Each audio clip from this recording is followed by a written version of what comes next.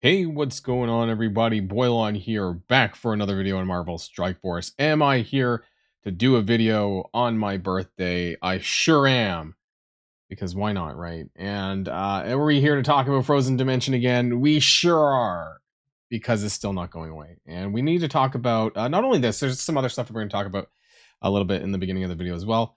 But I kind of want to address some misconceptions that people have about Frozen Dimension, and I suppose like Absolute A Force being the magic bullet for this. And while they are going to be the better option for this, if you want to bash your head against this, it is not. Some people think that it's going to like circumvent some of the things that are going on in this, and it won't. So I just want to talk about some of those things as well. So if you're ready to go, let's boil this down.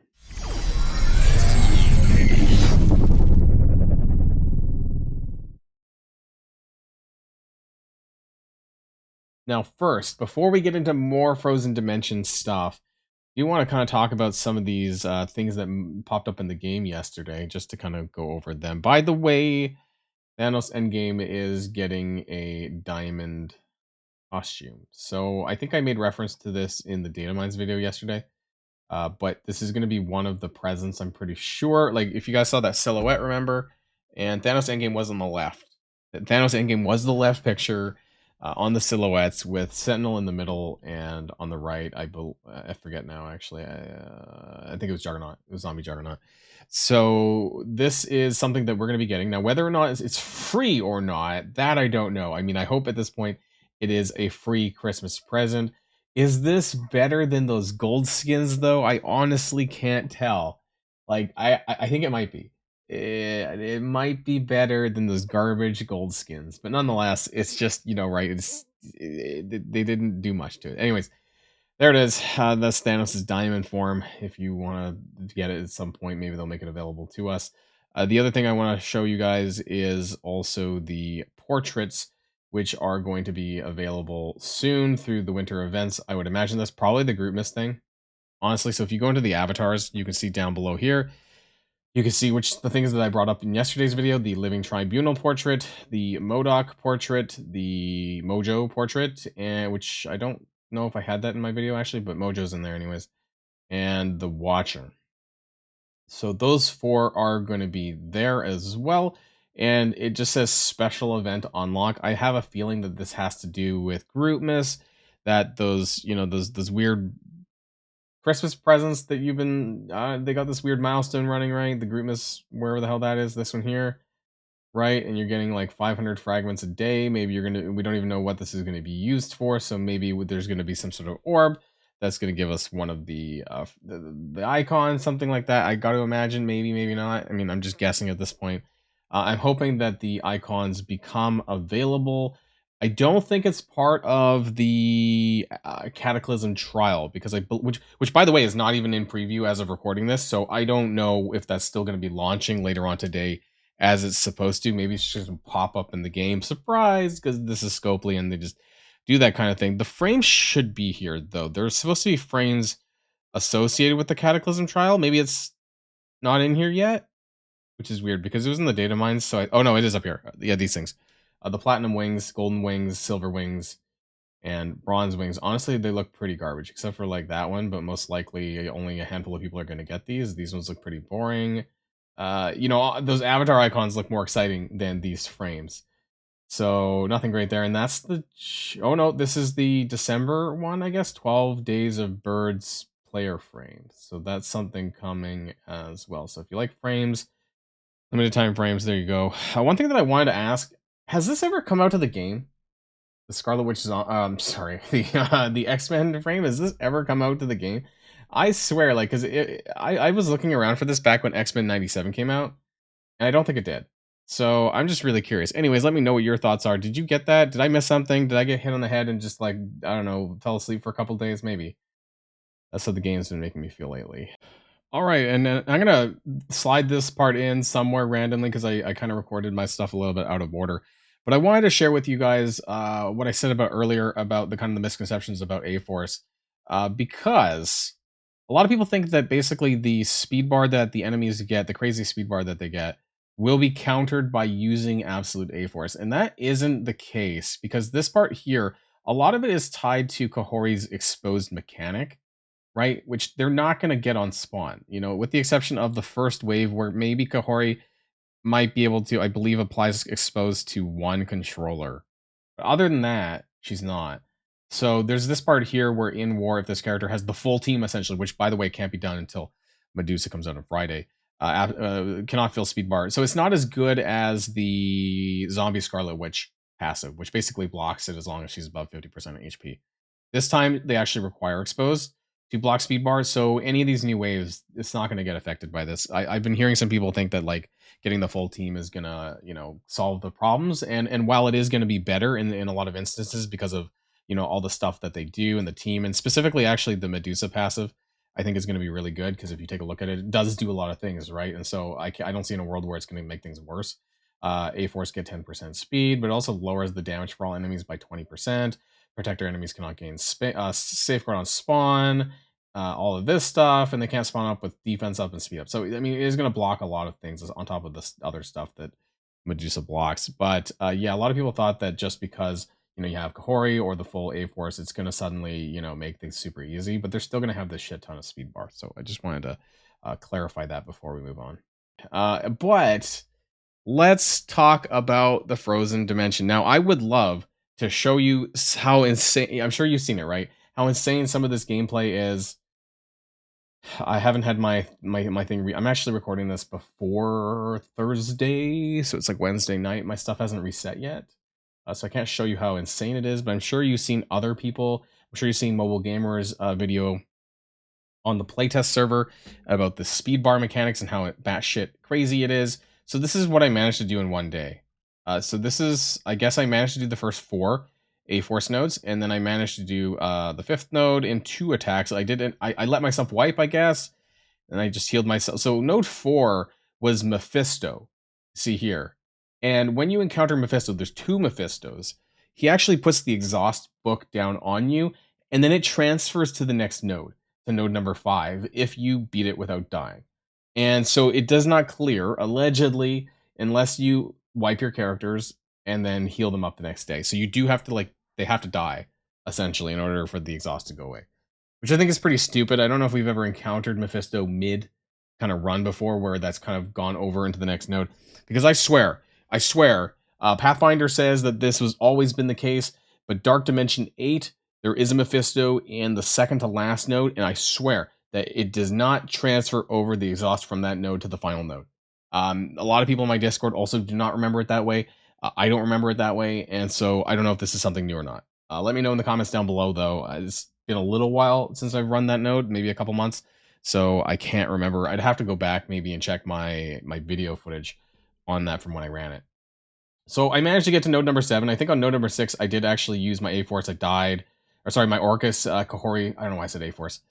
Orcus Kahori, and then I brought in Sinister Six and Kang and Guardian and shit, and I cleared that one. And then now I'm on to node number 7, which I did some sacks on. I did some sacks here on the first wave because they all went and did their ultimates right. It was like 2 Taskmasters, a couple Iron Patriots, a couple Kate Bishops, there's Apocalypse, and Penny Parker. So I just did 2 sacks, I think, and let them blow their cooldowns on this. You can see it here that I basically just went in with a couple of characters. Now we're getting into purple ISO 1. And if you notice that this Shadow King node here is where Mobile Gamer did his video a lot from, like the one from yesterday, that he did a lot of it from this particular node. And so I'm going to be approaching this node soon. And I guess at the end of the day, is this going to be achievable with, I'm going to say free to play? Most people don't even have Kahori yet, right? And so I am doing this with Kahori because I cored her. And I think that I'm going to struggle along, but maybe I'll still be able to clear it. But again, the rewards are dog shit. I'm not going to repeat that part of it because I've already gone through at length in my other video about how awful these rewards are. So there's 2, and it's not even the difficulty that's the main. For me, the difficulty is not the main issue. The main issues are twofold, in my opinion. Why I don't like this, it's because it's gated with purple ISO 3 from, I believe it's the PAV node. I guess this node. Yeah, it's the PAV node, and the last 3 nodes basically are gated with purple ISO 3. That is one of my problems with it, because people, it's just not abundant enough to lock people out of this. It's an artificial gate. If they drop this down, it would be significantly better. However, I think it's too late to do that because I feel like a lot of people may have upgraded their characters already in preparation for this. And so if they drag this down away from Purple ISO 3, they would have to compensate people in some way or some goodwill gift or making the rewards better. And I guess that's the second part of it. Again, nothing to do with the challenge. If they want to keep the level of challenge and difficulty, they need to make the rewards better. It's just dog shit, right? So combined with the gatedness of the purple ISO and the rewards being dog shit, that's the main issue that I have with Frozen Dimension. It's actually not the difficulty. It's just I don't want to go through all of this for next to nothing in terms of rewards, right? You get like 8 million gold. You get a couple of these like path orbs and 10 Miss Marvel Classic shards. Like I could pull more shards from a core orb for less effort. It is absolutely wild, and the purple ISO refund is next to nothing, right? So I actually think that people are going to have to upgrade purple ISO 3 to characters that they wouldn't have beyond their Dark Dimension 8 picks.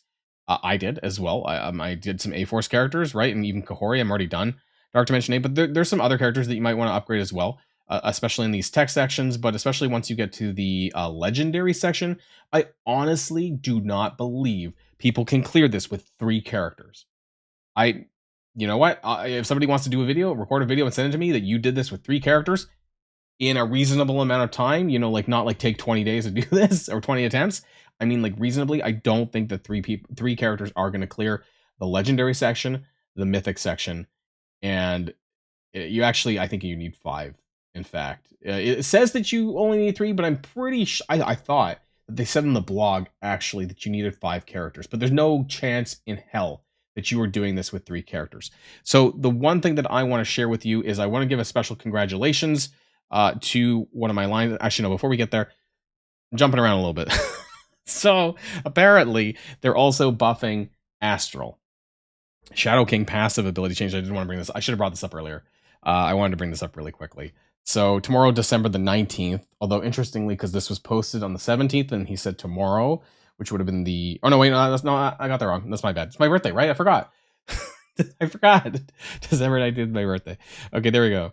Yeah, they're changing the passive to Shadow King to basically add a few things, but only if you have the Awakened ability. Before this character takes a turn, this character and all Astral allies' speed bar cannot be reduced. Okay, so even if people go before them, there's no way of knocking their turn bar back. On enemy turn, gain plus 5% speed up to a max of 25 for self and all Astral allies. So this is a way of making them better in Alliance War, right? So even if other characters go first, eventually they're going to get the speed bonuses after a bunch of people take their turn. They have a ton of hit points, so they're probably going to survive anyways to get the speed up. But you do need the Awakened passive to activate this, which is not available free to play. As of recording this, I don't know where it's going to be available free to play if they do. But it's just, yeah, anyways, I wanted to throw that out there before we get to the other thing. So this was a wink from my alliance. Sometimes I call him the resident whale. I don't know if he likes that, but he was the first person to get Odin in my alliance. And Wink 32, see it down here, is beaten. It says Shattered Dimension, but it's Frozen Dimension. This was his A-Force that he used to beat this, and it wasn't easy. He said he spent about 2,500 cores to get this done, or so. I believe 2,000 to 2,500 cores to get this done, mostly on the final node. So he said that the Odin node took him 5 or 6 attempts on this first wave. So that's pretty crazy, given that he does have a 6 red, 6 yellow Kahori, and a 5 on Miss Marvel Classic, and basically maxed out on Wasp and Ironheart.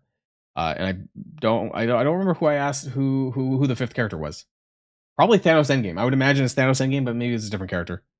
And so he did end up clearing this with a score of 53, or he was the 53rd to clear Frozen Dimension. Again, I'm living vicariously through him because I'm definitely not going to be anywhere near that, and I don't care enough personally to do that. But what he said to me was that this was extremely hard. This first wave. So we know that they all get in crazy turn bar on spawn, like a bunch of the different nodes. I believe, if I'm not mistaken, and I hate how the map is effed up, you have to actually manually go in to find the Odin node. But just for shits and giggles here, we're going to go into the Pav node. And you can see it right here that you can see the turn meter, how much they get on spawn. So this first wave is 25%. And then we have 90% on wave 2, 92.5% on wave 3, 92.5% on wave 4, and so on and so forth, right? You can see all of this here, and this does actually line up with what you see inside the JSON file as well. One thing that is not shown is the part where Alliance War is active, right? I mentioned that, I'm pretty sure, in my original What the Fuck video, and that the Alliance War modes are active, which means that all of this benefits the enemies as well. So it's just really, really crazy there. And then finally, we have the Odin node here, which I did bring up. You can search for it manually if you just basically take the link from any of the other ones and you type in E6, because E6 is the coded location of the node on the map. So even though it's not actually publicly available to click on, you can actually navigate to it anyways. And you can see here that all of the enemies on the final node for wave 1 have 32.5% enhanced turn meter. Now, that's a fair bit. Like, even though it's not as high as some of the other ones, it's still a lot, and it's enough to get Odin to go first. And that's the biggest problem, right? Because all of these other characters are going to go. They're going to do whatever they're going to do, right? You know, Sasquatch is going to do like his ultimate and put trauma, probably put trauma on everyone, because that's what Sasquatch does with his ult on in Alliance War. The Guardian's going to do some shit. Dawkins going to do some shit. And then, you know, Agent Coulson's going to blow you up with his ult and whatnot. And then they're all going to get assisted by Odin. Like, you have no way of blocking the assist because Gore only blocks assist in Arena, which you don't have. So, because there's A-Force and Annihilators and tech characters, right? And so it's just going to be absolutely crazy. Now, Odin does have a decreased stats, a 50% damage reduction, or he does 50% less damage, and he does have a damage reduction of 20%. Also, his passive is only level 1. So he does lose a lot of stuff. However, nonetheless, he's going to go first because I'm pretty sure none of the characters can get ahead of him. And that's what I was told, basically, by Wink, was that yes, you have to eat Odin's attacks. And not only is he getting assisted by the other characters, but he's going to basically have his battlefield effect up. I don't know in what situation that you could like not get it up, because he's always getting the assists from the other characters. And then even if he uses a special, he's going to put it up. If he uses his basic, he's going to put it up. So the only instance maybe would be the ult. I don't think the ult actually puts the battlefield effect up, so you're probably fucked anyways if he gets to his ult. So it took him like 5 attempts to clear this first section. And they said after that it wasn't that difficult because the enemies were not as pain in the ass as this stuff. But nonetheless, they still get like lots of turn meter and stuff, although not as much, right? Some of these other nodes get like so much more. And so my point is that they're making this challenging and making this overly difficult with I was gonna say artificiality. That's not a word, right? Like, just artificially making this harder by 100% turn bar. This is the second to last node. Absolutely bullshit. And they just have this bad way of either making it too easy or making it too hard. They can't seem to find this middle ground for content, and it's actually really frustrating. But again, the rewards are dog shit. So you know, I guess I'm not going to be recording much of this. Like, I'm sorry, but I think that if I do my daily recording on Frozen Dimension, I'm probably going to end up getting really mad and frustrated because of how stupid it is, because I'm going to be sitting there for 10 minutes taking hits from enemies before I actually get to do anything. That might be the experience that some of you have had on some of the nodes, is literally, even if they don't hit very hard, you're literally just getting debuffed to shit. The Green Goblin Classic node, I remember, you know, you're getting traumatized and turn bar rewound and just everyone's fucking debuffed and you're just sitting there like taking hits for like 10 minutes. That's what it felt like. This is not fun. This is not fun gameplay. It's not fun content. And I'm gonna be really surprised what's gonna happen later on today with Cataclysm, and I might be around to check it out, maybe, depending on what I do for my birthday. And we'll see. I might do a live stream later on today as well. We'll see. Get to do it live. That's the end of this video, though. Let me know what your thoughts are in the comments down below. Scopely needs to get their fucking shit together, because this just isn't the content that we want. Like, I don't think I'm the one out of touch, right? I did the video the other day about how bullshit this was going to be, and look, it turns out it's fucking bullshit, because like everyone on Reddit is saying, I know Reddit's not the shining star of places to look, but like tons, like dozens of threads on Reddit, people are complaining on Facebook, people are complaining in Discord, they're complaining everywhere, right? So it's not just me. It's not me like gaslighting others about how hard it's going to be. It is bullshit, and the rewards suck, and that's all you need to know. That's the end of this video, and I'll see you guys in the next one. Boilon signing out.